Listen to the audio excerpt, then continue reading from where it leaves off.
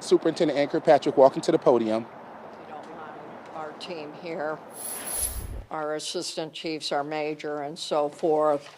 All right. Everybody good? I have a statement to read. So, the Orleans Parish Sheriff's Office mistakenly released Khalil Bryan, who's an African-American male.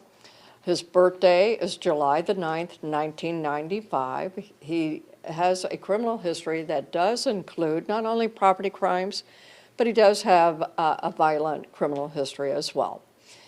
It's a serious history. We're going to give it to you in a minute.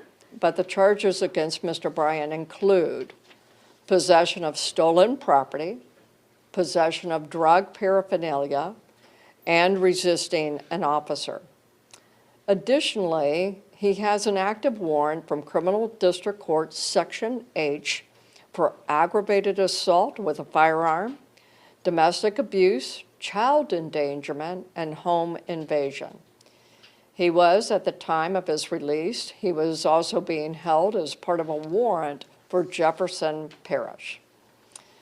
In addition, his criminal history includes aggravated burglary, aggravated assault with a weapon, aggravated criminal damage to property, felon in possession of a firearm, and drug law violations.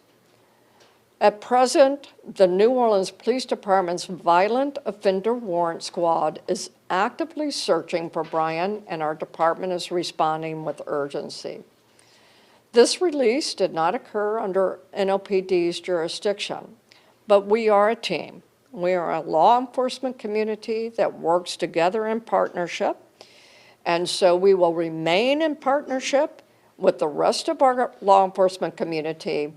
And I do want to make an appeal to Mr. Bryan. Even though it was a mistaken release from custody, you are on notice, you are a fugitive. I'm going to ask that you turn yourself in. You and others who may be harboring him at this moment will be subject to prosecution yourself because you are on notice. Mr. Bryan is a fugitive at this point. You may always call Crime Stoppers at 822-1111. And with that, Sheriff, do you wish to make a statement? Yeah, thank you, Chief. Okay. All right. Good afternoon. I'm Orleans Parish Sheriff Susan Hudson. I want to make a sincere apology to the people of New Orleans. The mistaken release of Khalil Bryant was a serious error, and as sheriff, I take full responsibility. Today, July 25th, Khalil Bryant was mistakenly released from the Orleans Justice Center.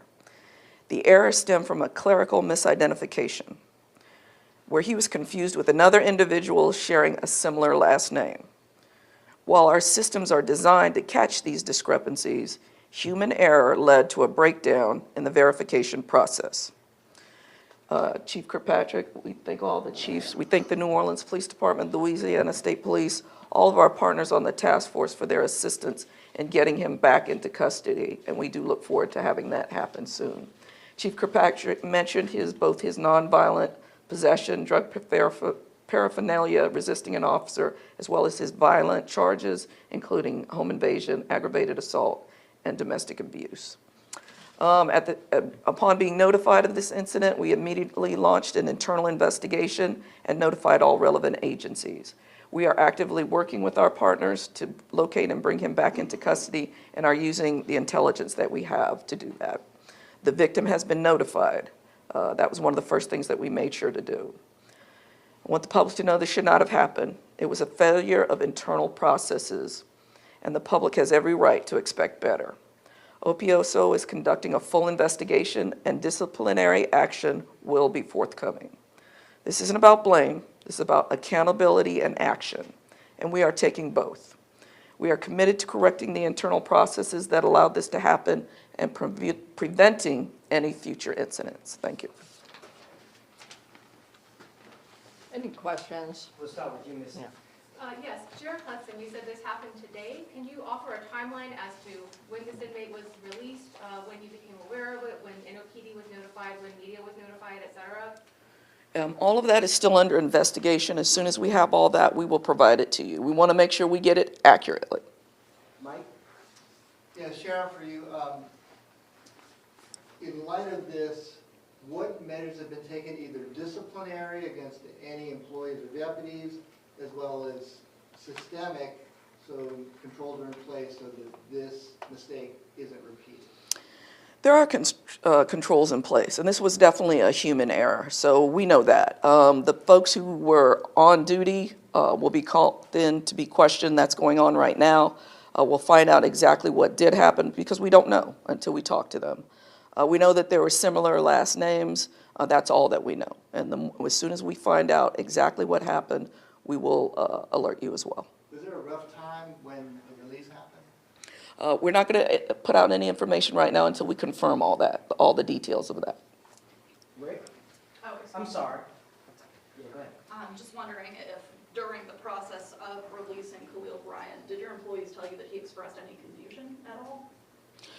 We have not interviewed them yet. So as soon as we have all that information, we'll be able to provide some information, more detail about what happened and why it happened.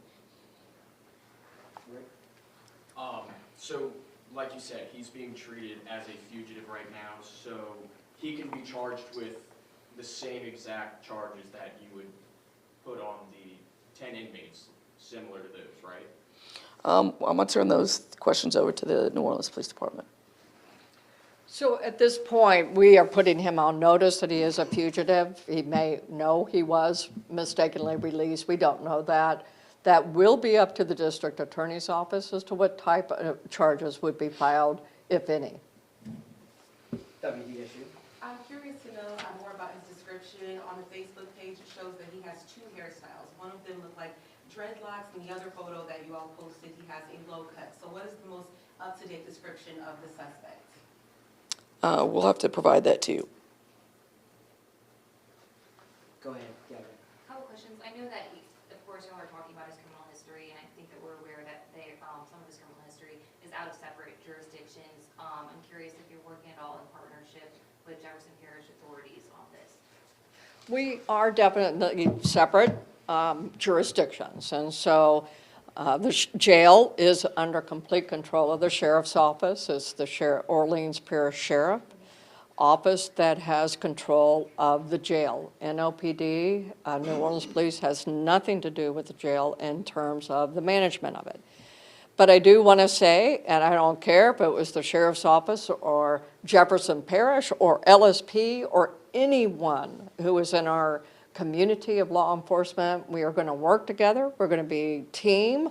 We're going to help one another, and that is my position with the sheriff. We're here to help, but we are here to also make sure our community is on notice.